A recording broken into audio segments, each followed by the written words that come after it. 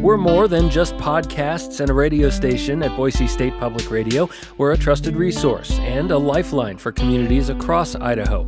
It's up to all of us to safeguard public media's future. You can learn more at protectmypublicmedia.org. Together, we can ensure that Boise State Public Radio remains a trusted resource for you and your neighbors for generations to come. From the studios of Boise State Public Radio News, I'm Gemma Gaudette. This is Idaho Matters. Civic engagement plays a pivotal role in the strength and sustainability of a democracy. In fact, some scholars would argue it is what fosters a government that is accountable, responsive, and reflective of the needs of its population. And every year, the Institute for Advancing American Values sponsors and presents Boise State University's Distinguished Lecture Series, where topics like civic engagement are discussed more thoroughly. And this evening, Professor Daniel Allen will be speaking on the topic of educating for American democracy. Allen is currently the James Bryant Conant University professor and director of the Allen Lab for Democracy Renovation at the Harvard Kennedy School's Ash Center. And she is joining us now to talk more. Danielle, welcome to the program. Thanks, Gemma. Good to be here. So as I mentioned, your work focuses really heavily on the importance of civic engagement and democracy. Can we just start right there? First off, your thoughts on why this is so important, this topic in particular? Well, Gemma, I've got to start by sharing something of my family tradition. My granddad helped found one of the first NAACP chapters in Northern Florida in the in the 1940s. That was a super dangerous time. Lynchings were on the rise. So he was taking his life into his hands to secure the right to vote. And on my mom's side, my great-grandparents helped fight for women's right to vote. So I love to share that my great-granddad marched with suffragettes on Boston Common in 1917. So both sides of the family were people who really believe that empowerment is the bedrock for human thriving. And empowerment means not just being able to steer your own life in your private quarters. It also means sharing with others in steering the public, steering the ship that we are all in together. So I have inherited a belief in my own agency and in the agency of all my fellow citizens and in our capacity to steer our ship together. And I find participation rewarding personally. My ancestors found it rewarding. I hope that others also can have the chance to experience that reward. You know, in today's polarized climate, it seems like really trying to foster dialogue across different political perspectives, right? It seems increasingly difficult. And frankly, I think sometimes people don't want to have those conversations. So what strategies do you recommend for really trying to promote understanding among people that might not have similar views? I'm gonna go back to my family again for a second there. My dad had 11 brothers and sisters, and they all came up in this tradition of civic engagement that I described, but the truth is they also were engaged across the complete political spectrum. So I grew up in California, and there was one crazy year where I had an aunt running for Congress in the Bay Area for the Peace and Freedom Party, which is a pretty far left party. My dad was in the very same year running for US Senate from Southern California as a Reagan Republican. And they used to have the most intense dinner table conversations. And I used to just watch them back and forth when I was a kid, trying to figure it out, how to make sense of it. They were so fierce in their arguments. But I came to understand that even as they were debating so ferociously, there were two things that were sort of rock solid for them. They actually had a shared sense of purpose. They both were committed to the idea of self-government for free and equal citizens. And again, this idea that when people have access to empowerment, then they can use that to develop themselves, their families, and their communities. Then they had this massive argument about how to achieve that. But they shared that overarching common purpose. And the second thing was just always clear that they would always have each other's back, come what may, regardless of what they actually thought about each other's sort of ideas. And they always did. There were always rough patches in life, and they were always there for each other. And I know that sounds far removed from our current context. It's one thing to say, hey, look, my family, people disagreed, but we managed to sort of hang together, and we always held sacred that bond of love. But we actually need some of that just basic human commitment in our current world. It's a matter of reconnecting with people, listening to them first, listening before talking, expecting that you will disagree, but that when you are disagreeing, that comes from important values that you each hold. And that the first job is simply to understand what values are motivating the other person. I think if we could shift our frame a little bit and be ready for human connection, desire human connection, be ready, honestly, to share human love, that would make a huge difference. Mm-hmm. Well, let's talk about civic engagement itself for a moment, because what I sometimes see is the lack of understanding about civics, right? I mean, even in how our democracy works, and where do we start to educate people about this? Because I mean, I remember in school learning about civics, learning about tariffs, learning about US history, and there seems to be not as much of that engagement anymore. So how do we start to get people re-engaged and frankly caring again? Not about arguing, but about caring about our democracy.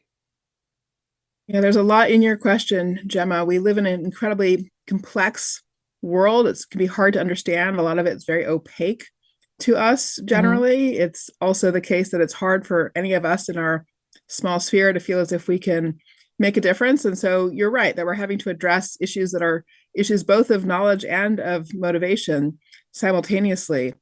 So at the end of the day, I think these things have to work in tandem with each other. We do need to rebuild an infrastructure of civic learning in K through 12. It really has declined over the last 50 Mm-hmm. years, and that leaves everybody without the tools they need for effective agency. So that's sort of piece one. We've got to actually put knowledge and understanding in kids' hands. And at the same time, we have to invite people into practical experiences of agency that are rewarding. And that really happens first, honestly, at the local level. So I think it's time in substance to sort of turn our lights away from national politics and try to revive our ability to participate at the local level. Here in my home state of Massachusetts, we have a problem where in townships and cities across the Commonwealth, people are having trouble finding enough people to run for municipal office. So we're watching kind of breakdown of our ordinary institutions for governing ourselves together, simply because people aren't stepping up at the local level. So that's the first thing. People really need an invitation. They need an invitation from somebody who's already participating. They need a guide. They need an escort who can help it make sense, help them navigate it, and open up for them the pathways on which they can make a difference. But I can guarantee you, the first time a person has a chance to make a difference, their voice is heard, they get quoted in the newspaper, or a city councilor repeats back something that they said, they see something change in their town, then they're hooked. That's all it takes to know that you can lift your voice, you can make a difference in terms of how your community understands the world that they're facing and how to address it. That's where the motivation comes from. In your research and as co-chair of the Commission on the Practice of Democratic Citizenship, I know you've explored ways to strengthen democratic practices. So again, how would you assess the current state of American democracy? And what challenges do you think we face today? Because there's a lot of, I think, hand-wringing on both sides of the aisle going on right now. For sure. No, absolutely there is. You know, it's without any question, we face the problem of having institutions that have felt non-responsive to most people for quite some time now. We have any number of major problems, whether that is the change in prices, whether that is opioid addiction and all the harms that come from that, whether that is complexities around healthcare and health insurance and the like. And people are complaining constantly. There's many expressions of frustration, but we really watch, a government that has seemed ineffective for a long time. So in that regard, we do need responsive government. We need government where things get done. And at the same time, though, that government has to be directed in the interest of all Americans. That's really, I think, the hard part, is that we have lost collectively, I believe, our voice when it comes to saying, I speak up for all Americans. I stand up for all Americans. We're so different from each other across this great land. And yet we share the bond of being committed to free self-government for free and equal citizens. So that is, for me, the hard question. How do we reanimate a culture of commitment across lines of difference? How, for younger generations, would you talk with them about really navigating this space. What advice would you give them about active participation, right? At a local level, as you mentioned earlier, because I think a lot of younger people are not wanting to be engaged because they've seen the vitriol on both sides of the aisle, and so there's almost this attitude of like, I'd rather not even dip my toe in that water. For sure, for sure. And it's completely understandable. I mean, we all recognize what a toll on our souls the toxicity is taking. So it's completely understandable. In the K through 12 work that I do, we work really hard to develop in our students 3 dispositions: civic self-confidence, civic reciprocity, and civic self-care. So civic self-confidence is what it sounds like. It's knowing how things work so that you can figure out where to put your energies and actually see some results from your energies. That's really important. That's a part of that experience of agency. Civic reciprocity is the ability to make I to we connections. Anything we do in our civic life, yes, it will be motivated by our interests for starters, but it's our responsibility as a citizen to connect our interests to a sense of the common interest, to make an I to we connection. That means I've got to understand my values, but I've also got to understand the values of others. And I've got to respect the fact that other people are motivated by values, and then try to figure out whether there's a place where we can get our values actually synced up with each other and connected in a common project. And then the third part, civic self-care, really speaks to the issue that you're raising. These days, we do have to help kids prepare for the notion that if you speak up in public, you could get a lot of negativity back again. So how do you armor yourself? You have to make decisions up front about what will you share publicly? What will you keep privately? What is your public persona like? How can you maintain a commitment to decency, to compassion, to treating others with kindness, even if other people don't give that back to you?